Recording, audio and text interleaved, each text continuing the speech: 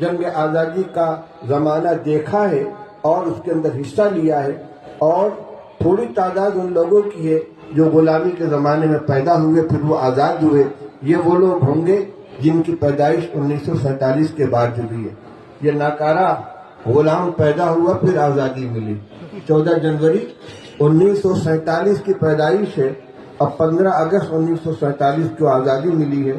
اس کے ہوش تو نہیں ہے، لیکن بہرحال اتنا معلوم ہے کہ جب میری پیدائش ہوئی تو ملک غلام تھا، پھر اسی سال اللہ تعالیٰ نے اس ملک کو آزادی کی نعمت سے سرفراز فرمایا۔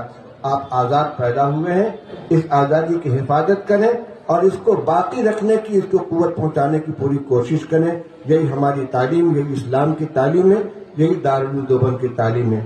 اللہ تعالیٰ آج کے دن کو اپنے پورے اثرات کے ساتھ باقی رکھے اور ہم سب کو ملک کی خدمت کرنے کی توفیق عطا فرمائے۔